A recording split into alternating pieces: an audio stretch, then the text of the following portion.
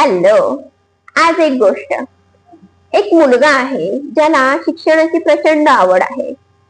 तो गावात राहून शिक्षण घेतोय. त्याला हे माहित आहे की आपल्याला जर उत्तम शिक्षण घ्यायचं असेल तर आता गावात राहणं शक्य नाही. त्यासाठी आपल्याला शहरात जावं लागेल. गावात तशा सोयी सुविधाच नाहीत. बरं, शहरात जाण्याची सुद्धा त्याची मानसिक तयारी आहे.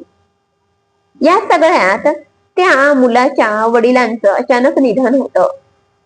मग आता या मुलासमोर एकच पर्याय आहे, कारण घरची सगळी जबाबदारी या मुलाच्या खांद्यावरती येऊन पडते.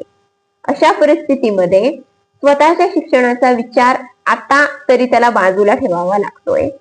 मग घराची जबाबदारी स्वीकारून जॉब करण्याशिवाय काहीच गत्यंतर नाही. सांगायचा मुद्दा असा की आपल्या आयुष्यात सुद्धा असंच असतं. आपण बऱ्याच गोष्टी ठरवतो, पण परिस्थितीनुसार आपले चॉईसेस बदलत जातात.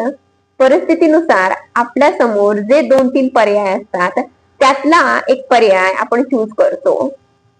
परिस्थिती जर आपल्यासाठी फेवरेबल असेल, परिस्थिती जर आपल्या बाजूने असेल तर आपले चॉईसेस वेगळे असतात. आणि परिस्थिती आपल्या विरोधात असेल, परिस्थिती बिकट असेल तर आपण निवडलेले पर्याय हे वेगळे असतात. त्यामुळे जे काही चॉईसेस आपण बनवतो ना, ते आपण बनवत नाही, परिस्थिती आपल्याला बनवायला भाग पाडते.